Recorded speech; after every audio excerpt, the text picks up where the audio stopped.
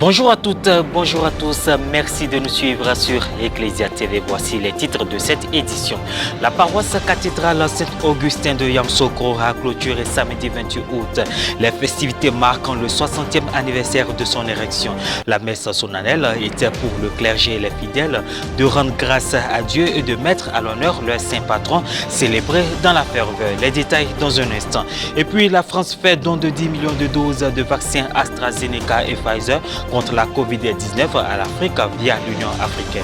Ce partenariat permettra à l'Afrique de tenter de rattraper son retard dans la vaccination par rapport aux pays développés. Voilà pour les titres. Cela fait 60 ans que la paroisse cathédrale Saint-Augustin de Yamoussoukro a été érigée. 60 ans d'évangélisation, 60 ans de marche à la suite du Christ. Les festivités se sont achevées samedi 28 août 2021, jour dédié à leur saint patron, dans une grande jubilation rassemblant toute la communauté chrétienne. La messe solennelle a été présidée par Monseigneur Alexis Touabi-Yulo, évêque d'Agboville, administrateur apostolique de Yamoussoukro. On en sait davantage avec Roséline Mbobio. La communauté chrétienne a célébré le samedi 28 août le jubilé de diamant de la cathédrale Saint-Augustin de Yamoussoukro. Les fidèles paroissiens ont participé à l'Eucharistie qui consacre la fin des festivités des 60 ans de cette paroisse cathédrale. La messe solennelle du soixantenaire de l'église Famille de Dieu a été présidée par l'évêque d'Agboville et administrateur apostolique de Yamoussoukro, Monseigneur Alexis Touabi-Yulo, et coprésidée par les vicaires de la cathédrale, les pères Ange Nassis Ngouan et Jean-Marcel Yoboué, ainsi que des prêtres venus partager cette ferveur. Ce parcours prestigieux de la paroisse qui célèbre son saint patron, Saint-Augustin, illustre docteur de l'Église. Ce fut aussi au vice-président du conseil paroissial, M. Yao Frédéric, d'exprimer sa joie. Dans son discours, il a d'abord remercié le bon Dieu pour le cadeau qu'il leur a donné, celui d'une paroisse aussi florissante et pleine de vie.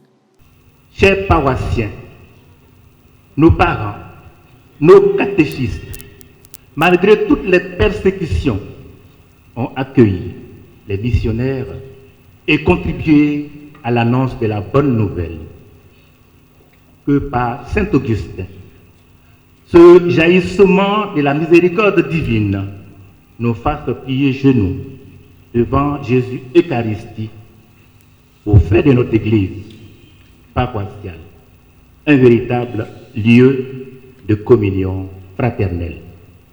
Dans son homélie, l'ordinaire du lieu, Monseigneur Alexis Touabi-Yulo, a signifié que le jubilé de diamant de la paroisse est une occasion de rendre grâce à Dieu pour toutes les merveilles qu'il a accomplies aux fidèles et pour toutes les actions déjà réussies. Chers fils et chères filles de la paroisse Saint-Augustin, aujourd'hui nous pouvons dire Ec dies quam fecit Dominus. Voici le jour que fit le Seigneur. C'est le jour de notre fête. C'est pourquoi ce matin, dans un même élan, nous faisons Eucharistie. C'est-à-dire, nous rendons grâce à Dieu pour le chemin déjà parcouru. Ce jubilé est aussi une occasion pour les chrétiens de rendre grâce à Dieu pour tous les bienfaits reçus avec l'arrivée de la parole de Dieu et l'implantation de la paroisse en 1960. Toutes les régions de notre pays étaient représentées lors de la procession des offrandes.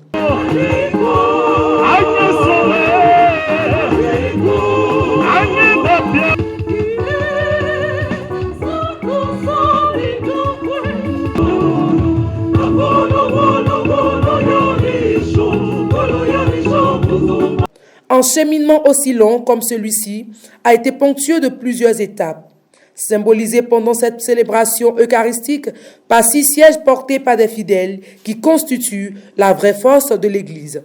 Chaque bougie représente 10 années au service du Christ et de son évangile. Des allocutions ont été prononcées afin de remercier toute la communauté paroissiale. Aujourd'hui, la parole de Dieu s'adresse à nous.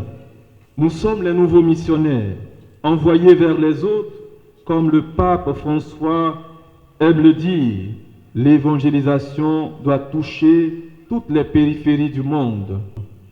Prions, chers frères et sœurs, pour les missionnaires qui nous ont communiqué la foi, Prions pour les absents. Prions pour nous-mêmes.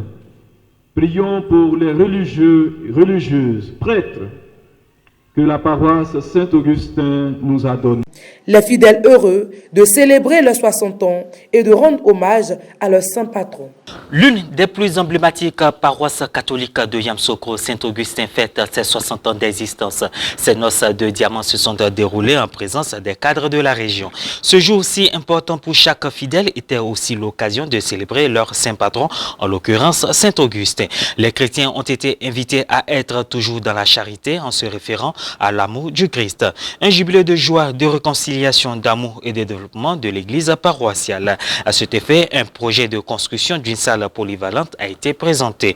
Le président du comité d'organisation a eu aussi un mot jubilaire, satisfait de voir se clôturer en toute joie l'année jubilaire de sa paroisse. Impression au terme de la célébration eucharistique. Nous pouvons que dire merci au Seigneur pour tous les pionniers de cette paroisse et dire merci pour tous ceux qui ont travaillé dans le champ du Seigneur et dire surtout merci au Seigneur parce qu'il a permis que nous soyons acteurs de cette célébration, que nous soyons également, que nous prenions une part active à cette célébration. Nous pouvons que dire merci au Seigneur pour tout ce qu'il a fait durant ces années et pour ce qu'il fera encore. Nous savons tous ce qu'a été cette cathédrale pour notre pays. Au fort de la crise, les différentes crises qu'ont connues notre pays, cette cathédrale était comme une oasis dans laquelle tous ces frères qui venaient du nord de la Côte d'Ivoire s'arrêtaient pour boire de l'eau, s'altérer un peu, pour reprendre des forces avant d'aller là où ils devaient aller. Et nous voulons dire merci à toutes ces personnes. Nous célébrons aujourd'hui la fête de Saint-Augustin, notre saint patron. Ce fut une belle célébration. Alors nous voulons dire merci à tous les paroissiens, tous ceux qui ont effectué le déplacement d'ici et d'ailleurs, que le Seigneur déverse des grâces et des grâces en abondance. Nous vivons un temps de grâce.